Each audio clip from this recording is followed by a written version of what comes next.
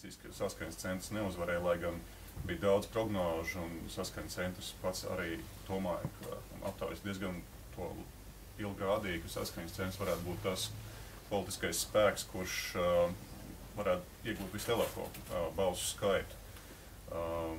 Vai jums ir kaut kāda, varbūt Sergejs nepieminēja, varbūt neatsaucas uz konkrētām partijām, bet es varbūt varu tev vispirms pajautāt, kā tu vērtē, vai saskaņas centrs reāli ir, nu, teiksim tā, vai jebkurā gadījumā saskaņas centra 5% pieauguma salīdzinot ar iepriekšējām Saeimas vēlēšanām, kur nobalsoja mazāks vēlētāju skaits kopā par tā saucamajām partijām, vai tas ir panākums, vai tas, ka viņi iegūst mazāk vietas nekā Vienotība, tomēr nav panākums. Un cik te varētu būt liels tās ideoloģiskās atšķirības, lai vispār varbūt nerunātu par to, ka saskaņas centrs varētu nākt valdībā iekšā, jo lielākā pretruna šobrīd ir tai debatē par koalīcijas veidošanu tieši vai būt saskaņas centram koalīcijā vai nē. It kā arī bez saskaņas centra varētu iztikt, bet būtu baigi forši, ja saskaņas centrs kaut kādā kombinācijā tur varētu būt. Bet ko tad teiks visu Latviju TBLM? Vai ko teiks ZZS? Man prognoz, ka ZZS kā atslēgas partija šajā Saeimā, viņi varētu būt gatavi pievienoties jebkurai kombinācijai. Varbūt Sergejs pirms. Varbūt viens no faktoriem ir tas, ka trūka tomēr šīs skaidrās pozīcijas. Un tieši pašdefinīcijas varbūt kā kreisā sociāldemokrātiskā partija, kur dažos jautājumos tā, ka negribīgi atbild, nevar saprast šo pozīciju, un šī neskaidrība varbūt pateicoties tam dažus pievilināja, bet pateicoties tam, ka nav šīs skaidrās, teiksim tā, pret Dombrovska sociālā diskursa, varbūt tas arī dažiem vēlētājiem lika atteikties no tā balsot, ja nav ne šis, ne tas, ja nav tādu skaidri izteiktu politikas atšķirību. Es domāju, jebkurā gadījumā, vismaz man politologu viedokļi, jebkurā gadījumā, es domāju, ka saskaņas centra otrā vieta ar nozīmīgu balsu skaitu ir būtisks panākums vēlēšanās, jebkurā gadījumā. Atcerēsim 2002. gadu. Tajās vēlēšanās Jaunais laiks dabūja 26 vietas parlamentā, PCT vēl dabūja 25. Jā. Tā ka tajā brīdī, teiksim, šitā... Pa pieaugumu temps, ja mēs vērtējam, tad tas, protams, viņi sliktāk pieaugumu gluši. Jā, tā ka viņam tas pieaugums ir bijis. Tā ka es domāju, vienkārši, ja mēs runājam pat vienkārši to, ka redz, mums ir viens tāds lielāks, no otrs drusku mazāks, un tāpēc no tā izriet kaut kāda sekta. Es gribētu atkārtot, man liekas, valdība veido balstoties uz spēju vienoties par kopēju rīcību politiku. Ja? Mēs ļoti bieži tās diskusijas par to, kas ies valdībā, kas neies valdībā, viņas reducējas apmēram uz tā patīk, nepatīk, tā kā vidusskolā, kurš ir kur tusējas. Ja? Teiksim, apmēram tā, teiksim, tas saskaņas centrs viņam tā kā tā visu Latviju nepatīk, un tā šie te atkal ar to negrib.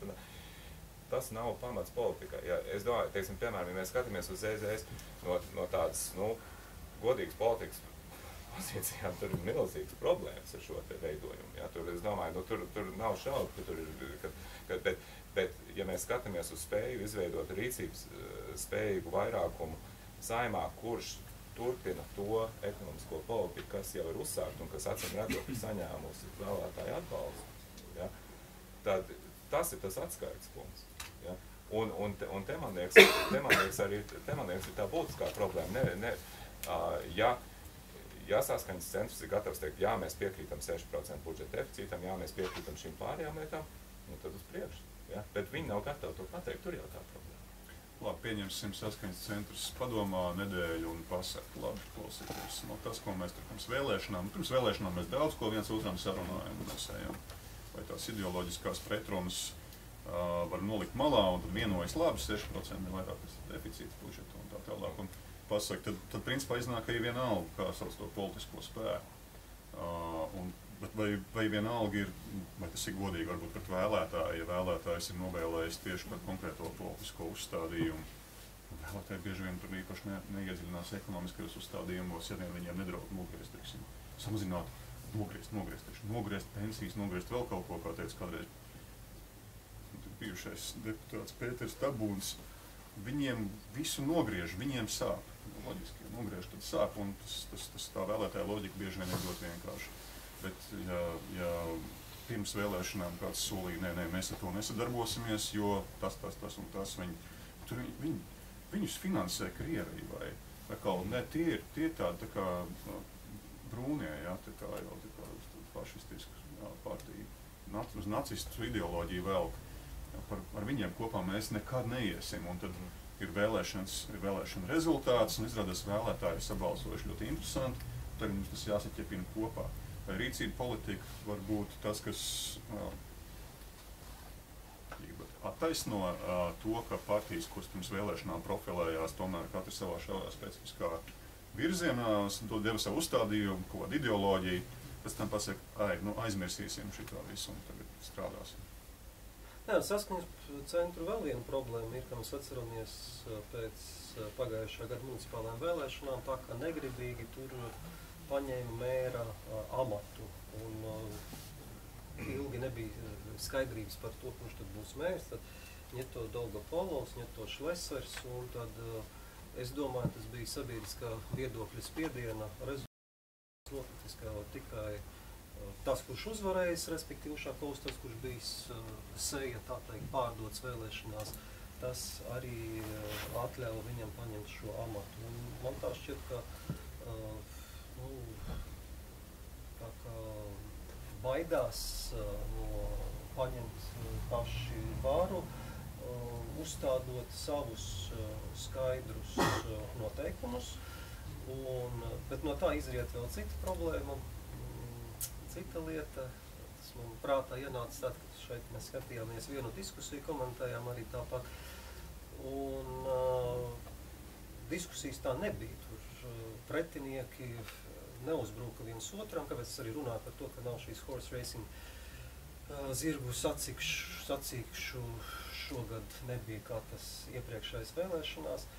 Man tā šķita, ka mazliet tā kā samierinājās ar tiem reitingu rezultātiem un gribēs nesabojāt, tā teikt, attiecības ar potenciāliem koalīcijas biedriem, rezervējot sev vietu sarunās, viss, kas var notiek.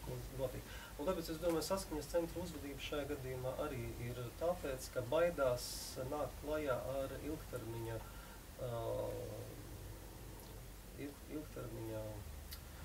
saistībām savām, zinot, domājot, ka rīt situācija šaha galdiņa izmainīsies, un tad vajadzēs, lai iekļūtu, lai izdarītu pareizo gājienu, tad būtu vajadzīgs dezavēt vakardienas paziņojumu.